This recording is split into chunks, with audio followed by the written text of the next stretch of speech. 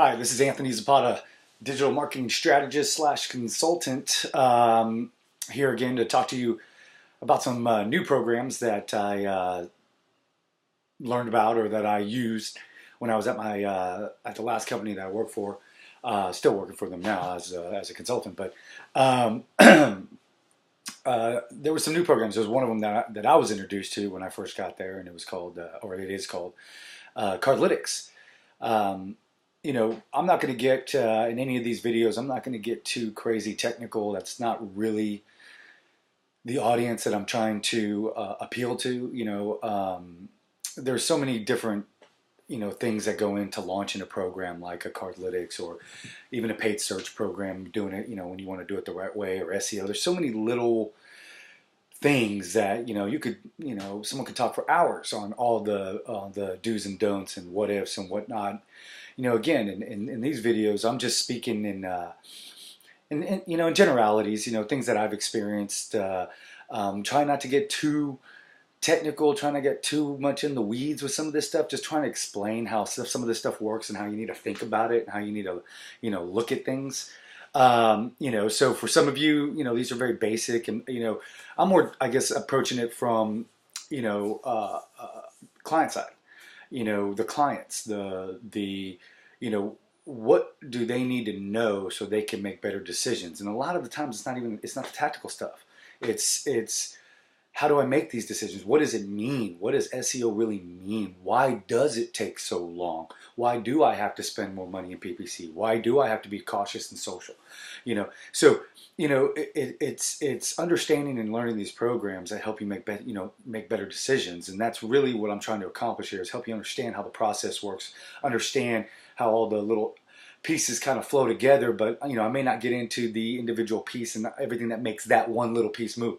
So, the whole idea is just to talk to you about these programs, talk to you about how this stuff works, make you, think twice before you just, hurry and sign contracts with people and whatnot. Some of these programs are, for everyone, some of them aren't, some of them you can't, you just simply can't afford it.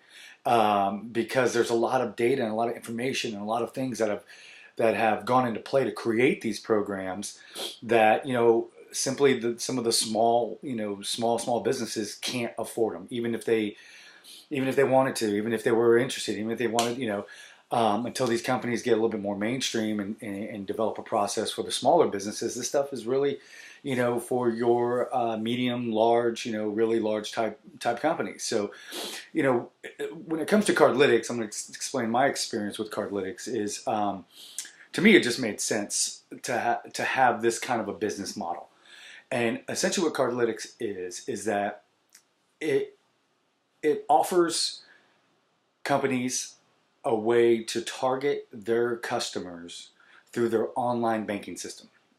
So you log into Citibank or you log into Bank of America's and they have rewards programs. They have, things that they're offering, discounts that they're offering from, different companies that you can simply link to your card, so that when you go to Starbucks or whatever, Wendy's, whoever's participating, in the program, you log in online banking, and you see, hey, there's a $5 offer from Starbucks, or there's a $20 offer from, or 10% off, get cash back, 10%. That's really what it is, cash back. Get 10% cash back for going here, going there. 5% cash back for going here or there, and link it to your card. So you link it to your card. You go to that retailer and you swipe the card. Well, the retailer doesn't have to do anything.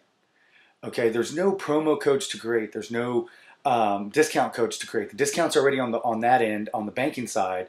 And so it's linked to your card. When you swipe your card, you're paying full price and you're getting your discount at the end of the month. Okay. That's essentially how it works. That's the simplest way I can explain it. Now, there's a lot of moving pieces to this, because it takes Cardlytics having relationships with the banks, the banks letting Cardlytics push their ads, and there's technology interacting, security, there's all sorts of things that have to happen. So it's not something that anyone with a $500 a month budget can just jump into. Now maybe it will be that way in the future. Just right now, it's not. And but the beauty behind it, especially from a retailer perspective, is that I work for a company as a consultant. I worked for them for 3 years, and essentially they own 500 and some odd Jiffy Lubes around the country. And so in our system, in the POS system that was created, for all the franchisees and everything that's happening, it, it you have to create in order for us to track this stuff, which marketing, it's all about tracking, right? You got to know where you're spending your money, you got to know where it's going, you got to know if it's giving you a return, right? So we want to track how consumers are using these promotions, these coupons that we put out, in what market, at what price point, what service. We have all these different coupons flying around, all these different codes, email marketing versus paid search versus, our websites versus this. And we're not the only ones. All these retailers, everybody wants to track this stuff. Everybody wants to know what's going on. And so you're always setting up these new codes, and you're having to change the codes, and you have to worry about, employees, just getting comfortable using one code for all the discounts. And so you lose visibility to, did that come from paid search? Did that come from social? Did that come from this? Did that come from that? And you're constantly having to, change things so that you can try and get the most accurate view of what's happening to your business when it comes to marketing. Okay. The beauty behind Cardlytics is that you don't have to do that. They do the advertising, they push to the banks, they create the relationships, they have all the tracking in place.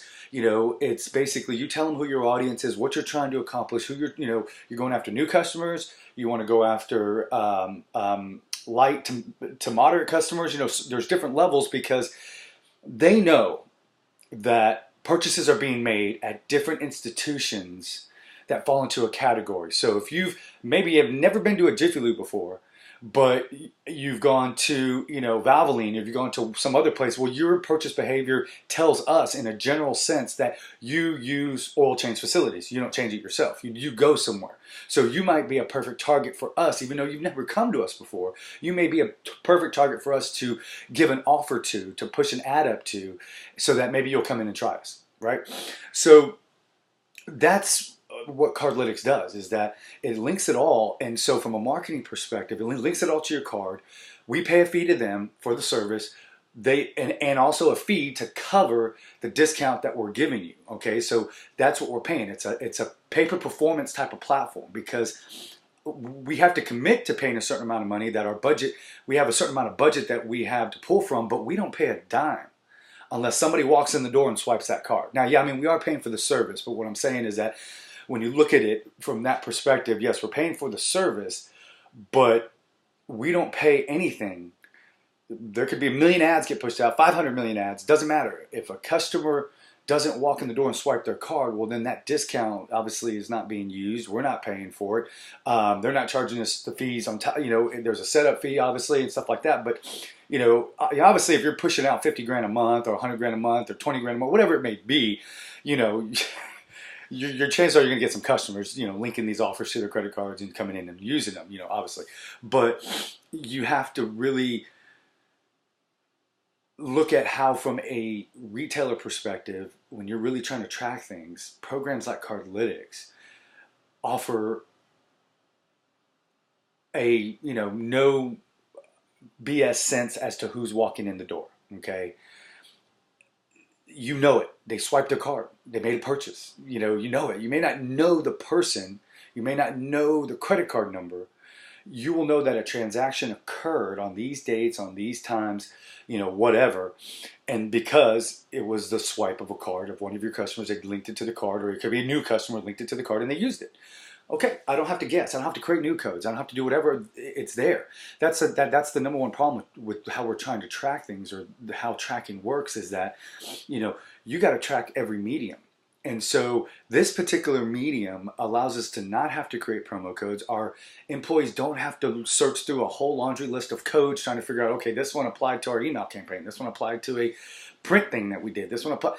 They're just trying to check people out. They're just trying to get customers checked out, make it convenient, make it simple for them, and make it so it's something that, consumers will want to continue to do, and make it simple. That's what this whole technology is about, making things more convenient, making it more simple, making it easier to get a consumer into a door of a retailer or into a business in the least amount of steps possible. So Cardlytics offers that. Now, the next extension, which is what I was wondering, the next evolution of this, is a company that found me a year or so ago and wanted me to test this platform they created, and it's essentially the same exact thing, except this company Empyr has the relationships with the credit card companies. Okay, they have relationships with the actual credit card companies, Visa, MasterCard, Amex, where they're not limited just to the banks. Now Empyr extends out to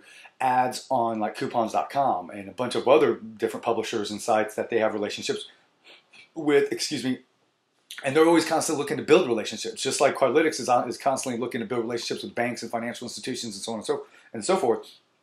Excuse me. Empyr is doing that with different publishers. So when your ads are being shown on other places, you'll click on that ad and it'll take you to a destination where there's a pass-through that allows you to click link this offer to your card. Now you got to put information in, okay? If you're going to link it to your credit card, you're going to have to put information in on their secured, path, okay?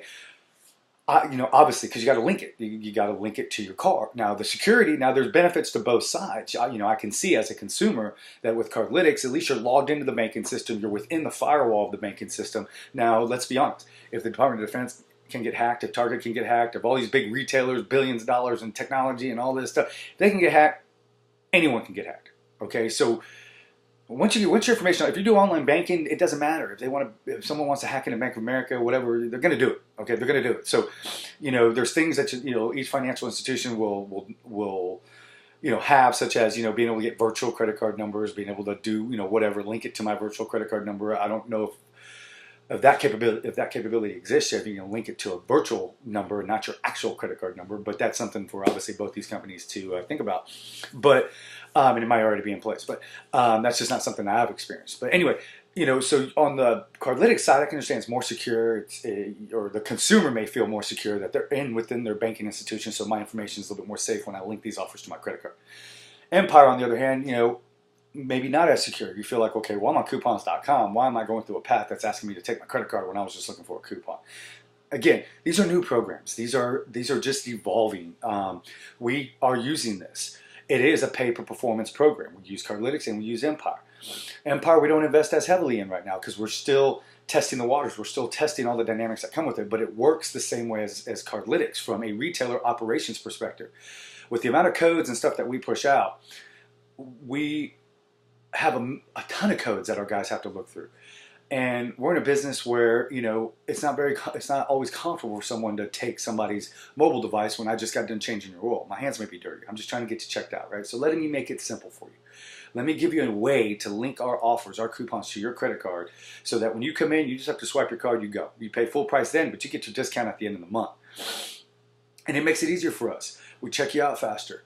We don't have to search through a ton of codes. We don't have, employees at the store level having to worry about that. That's a marketing thing. We're trying to track it, right? That's us. Employees at the store level are worried about getting having the customer experience, getting them out, not making it complicated. Hey, ma'am, I need to wait. Can you wait a second? I have to look for the right code. It just makes it very difficult. It makes it very difficult on the operation side, marketing side. There's so many moving pieces just to track for one audience is coming from. You're looking for one segment, and it makes it very difficult. But these programs, I think, are awesome. I mean, I really haven't been pitched by anybody who's doing something like this, and that's why we work with these two companies. And I would definitely continue to work with them. But again, it is budget driven. You're not going to be able to come out the gate with a $500 budget. I really don't know what their bottom lines are in terms of budget. Obviously, it goes back to my previous videos of you get what you pay for. But you have to, you have to always be investigating new things. You always have to be trying new things. If you're a retailer, I don't understand a retailer who wouldn't be doing this. It just really makes it simple when you want to push offers out. Now, I've been talking to them. I don't know if I've talked to Cardlytics about this, but I've talked to Empyr about how can we take this to the paid search world? How can I take this to every aspect of everything I'm trying to track?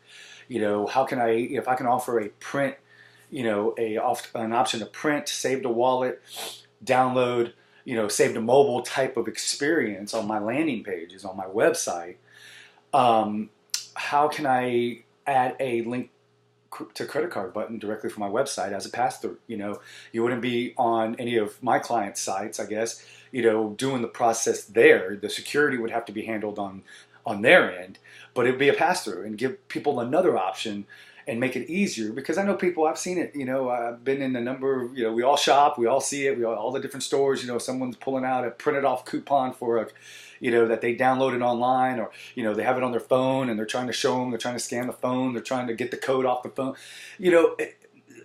Everything we're doing now is about convenience, about making it easier and making it simpler for you to turn into a customer. So, the next obvious evolution is how do I make this simpler for the consumer and from an operations perspective, so we can focus on what we do best, which is either oil changes or, you work for the Gap or, whatever. I need to, show people clothes, let them try it on, have a, build more rapport. I don't need to worry about sitting down the POS system trying to figure out how this person got in the door. At that level, they don't care. At our marketing level, we care. So how do we make it easier for everybody? And these programs just seem like they do that. I would very much recommend you look into them. Let me just clarify. I'm not being paid by any of these companies. Any company I mention, any brand I mention, anything sometimes it's just an example of something I made up. Sometimes it is just the first thing that comes to my head as terms of a retailer. I'm not being paid by Cardlytics. I'm not being paid by Empyr, although I wouldn't turn anything down. Just kidding. No, these are just cool programs. These are things that I learned about. These are things that I experienced firsthand. And like with anything, there's glitches. There's things that kind of don't go as planned. And you have to learn. And just like I talked about in previous videos, it's a relationship. We do, with Empyr, like with Cardlytics, we're on board. We've tested it long enough. We've been doing it for a long time. With Empyr, it's a little different. They're newer. There were some glitches along the way, just like with any company, and we communicated and we talked about it. They worked with me. I worked with them. I explained to them, why is this important to us? Why is it important to a retailer of our size? These are the types of things we need to, look at. Another thing I'm looking at, is Amazon. Amazon Home Services. When you look at a company that the size of Amazon, all the different things they're trying to get their, get their hands into, you have to jump on that bandwagon. You have to see how it fits into the marketing mix. And that's why, I always recommend every company, have a test budget. Allocate, if you can afford it, allocate a certain percentage of your marketing dollars to testing. Money that you're not looking for a return on. You're looking to learn. You're looking to get some information. You're looking to test new ways of generating business that you may not even be aware of. But you should always be looking. There's ways to create efficiencies. There's ways to drive new acquisition. There's ways to do retention. But you can't do everything. And everybody thinks that their piece of the pie is the most important piece, and it doesn't work that way. Yes, I'll give you an example. Call tracking. Tested it. Can it drive new acquisition? Yeah. It depends on your system, depends how big you are. In some instances, call tracking is nothing more than trying to create a more efficient way of tracking. Trying to get more nitty gritty in the data. Sometimes, it's not worth it. It becomes more of a hassle than what it's worth. So in some aspects, yeah, it's great. You need to track all your calls. Are you a business that's, solely based on people calling? Okay, well then, yeah, you need to have call tracking in place. Okay. If you're, an e-commerce store who's focused, more on just selling products and, you want people to call, but you're not necessarily getting so many calls that you need to track it. Yeah, it might, make things more efficient. You might get some new customers out of it, but the juice may not be worth the squeeze. You may be investing more than what it's really worth for you in both time and money. So, it's one of those things where you constantly have to be testing things. You constantly have to be looking for something that's either going to drive new business, or it's going to help you retain more customers, or it's going to allow you to be more efficient in both those areas. And you can't do everything.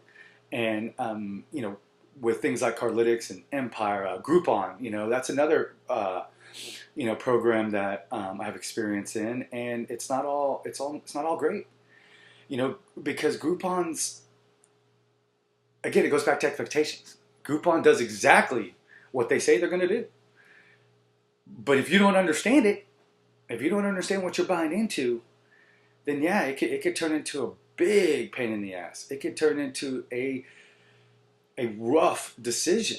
And that's not necessarily their fault. It could be their salespeople's fault, not explaining it for what it really is. But it could be that you just don't understand that how it works. And I've seen it on a small scale, and I've seen it on a very large scale.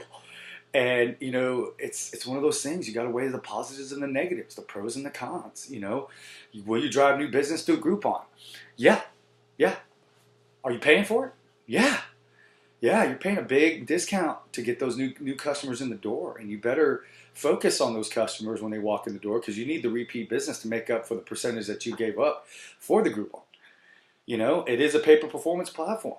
You don't pay unless somebody purchases that Groupon. A fee the cut goes to Groupon. Another, you get the other dollars, and so on and so forth. But if you're not prepared to handle the volume, if you're not prepared to give up the dollars, if you're not prepared to there's just a certain percentage of customers that are always going to be, they're just going to shop for the cheap. It's not about brand. It's not about quality. It's just simply about price. It's just, and that's always going to happen. There's no way around that. You're never going to get rid of that audience in this world, and that is perfectly fine. But just know that if you're doing Groupon, you're going to be giving up a big piece of your pie in order to get those customers in the door. So you better figure out a way to get them back. You better figure out a way to make an impression, because these programs, they aren't cheap. You may not have to pay anything on the front end, but you're doing the work. You're making the cakes. You're doing the haircuts, and you just have to know that person, you're normally charged $20 for that haircut. That person got in for $8. So you better give them a badass haircut so you can get them back in at 20. And you got to figure out, is there a timeline? Do you cut it off? Do you stop it at a certain point? Do you let it roll and you just roll with the punches? You're getting new customers and they're telling other customers and whatever, and you just know that this channel, every now and then, you're going to get customers in the door that just are not spending what everybody else is. Isn't that the point? Not everything is the same. Not every channel is going to offer the same discount. You may offer a better discount if they come in through your website than if you do if they do paid search, because you're paying for it. I mean, again, there's no right or wrong here. There's just a million different ways to do this. There's a million different programs, and the idea is for me to share the experiences I've had with the programs that I've worked with, so that you can look into them. Might be for you, might not be for you, but you at least maybe open your eyes to other programs that might fit the same thing that you're trying to do. So I'll continue with these videos. I'll continue with different experiences I've had, the things I've learned, the things that have happened to me, and the different businesses I've worked with, and there's been a lot of positives, and that's great, but I think a lot of the times when you learn, and you learn the most, it's through the negatives. It's through the stuff that happens that you weren't ready for. Because if you weren't ready for it, obviously you just learned something new. And so, I don't mean to, bash on anyone or tell you that agencies aren't great or freelancers aren't great, or, my way is, is the only way, or, because that's one thing that I am absolutely certain of, is that there is no one way to do this, and it boils down to, understanding. It boils down to your understanding of how all this works, so you can make better decisions, and hopefully I can help you with that. And maybe tomorrow on the next video I can actually do one outside when it's not raining. Again, I'm trying to be as entertaining as I can be and give you as much information as I can give you, and give you some things to think about. I just hope that that these videos are going to accomplish that. And by all means, in your comments, leave me any questions, things you want me to address, things you want me to answer, any advice. Just, again, that's all it is. It's just advice. It's not, written in stone. It's not, the end all be all of everything. It's just my advice. And I hope I bring a different kind of fresher perspective, to this whole digital marketing, world. I don't like to use industry jargon. I hate it. I hate all the ROI, ROAS stuff. People trying to come up with acronyms for this, that. It's just, let's just tell it what it is, And on that subject, just real quick, for those, when they're talking, you don't understand, ROI, ROAS. Okay, so true ROI is your return on your investment. But that's just not in what you spent on Google Analytics. It's what you spent as a whole in terms of everything: operations, marketing, the coffee, the salary, everything wrapped into one. What is your overall investment in what you're trying, in what you're doing? That's really, what it should be. Now we use it because we look at it as return on the investment you're making in terms of us. That's typically return on ad spend, or ROAS. Return on ad spend is what is your return on that specific channel, that specific, whether it be your ROAS on your agency, the paid search piece, the SEO piece, whatever you're investing in the money in all these little individual pieces, that's your return on ad spend. What's my return on ad spend for Facebook? Well, I don't know. What's my return on ad spend for Google? What's my return on ad spend for this? So just so you understand, when people are throwing these words out and they're saying these things, we use ROI a lot. It's just easier to say ROI than ROAS. Okay, so it's the same thing. Kind of like, PPC versus paid search versus saying search engine marketing or saying whatever. I just want you to understand when they're saying these things, there's not necessarily an agreed upon glossary of terms for how we communicate. I grew up, in my career, we were saying something different than what we say now. Like I explained in a different video, we said internet marketing. Now it's digital marketing. Some people still use internet marketing. Most are using digital now. It's just the evolution of times and how things get said. And sometimes, clients get confused. I get approached, hey, in seminars or things that I've done, thanks for explaining it that way because, I had a different understanding of how it worked. I had a different understanding of all the bells and all the pieces, not bells and whistles, but yeah, well, that too, all the bells and whistles that come with different things, but more importantly, all the intricate things, all the steps that have to occur before, let's say, a banner ad actually makes it online showing at a publisher. They did, hey, create an ad, throw it up there. There's just so many steps and there's so many things that are involved. Just like with all the programs I've just discussed, Empyr, Cardlytics, you gotta think. It's not just throw an ad out there. Okay, what are you gonna do? What are you going to offer? Why are you going to offer it this way? You're going to offer one thing to current customers, we'll offer another to new customers. What's the path you're going to walk them through? What do you want them to do? So there's all these steps, and that's what a lot of people just don't understand because they're just not told. It's not explained to them. And so that's the type of information I want to provide to you. This isn't SEO 101. This isn't PPC 101. I'm not gonna walk you through all the steps for how to choose keywords and how to build your campaigns and how to break them up into ad groups and how to, exact match, phrase match. That's not what the purpose of this is, okay? Because the whole goal of what I'm trying to achieve here is most businesses aren't going to want to do that. They're not going to want to walk through that themselves. They're not going to want to do that themselves. They're going to want to hire somebody to do that, okay? My job is to find you those people that fit in your dynamics, that fit in what you are trying to accomplish, okay?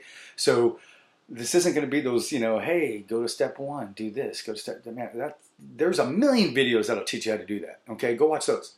Those are, if I've gotten you interested, if I've gotten you intrigued enough where you're like, shit, I can do this on my own. I'm going to go look at the videos. Great, do it. If I'm like, made you skeptical, no, shit, I can't, man, I didn't realize there were so many pieces to this. I can't do it myself. I need to find somebody to do it. I need someone to help me find the right people, give me the advice I need to what to look for, what questions to ask, what things to consider, where are all the little fees that I'm not anticipating, hosting fees, subscriptions to this or, whatever, what am I not thinking about, and so that's what I'm trying to do here. That's the purpose of these videos. That's the purpose of me, creating these. I know they're long, but I hope that in each section, each piece of this, that you're learning something, that I'm explaining something, that I'm giving you something to think about. I know I'm repetitive, it's just part of my nature. I just really want to have people have a clear understanding of what it is I'm trying to do, what I'm trying to say. Because it's all in an effort to make your lives easier. Yeah. Do I have my own personal, goals? Yeah.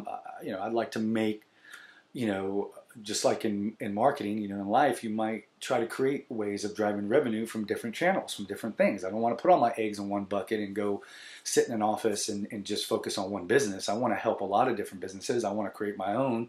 I want to, raise, chickens, or I want to, do that. I just want to do a lot of different things. And so this gives me the opportunity to do that. So if I can take on 5 clients or 6 clients or 10 clients and still have the time to do all the other things that I want to do, then again, I'm spreading my, I want want to have different ways of making money. I want to have different ways of driving revenue for myself, and this isn't going to be the only one. You know, I'm sure after I show you what I've done with my tiny house, there's going to be people out there that are going to be like, tiny house, hey, I thought about that. I want to see what this guy did. And you're more interested in the tiny house than you are about marketing, you know? So, you know, I may start going down that path and talking about that and talking about other things that I'm doing and see what people are interested in. And so, you know, again, I'm not sitting here saying that I know everything or that I, you know, have all the answers. I'm just giving you my perspective. So oh man, sorry about that. I hope you've enjoyed it. Again, I'm going to be continuing these videos, and until the next one, see you guys later.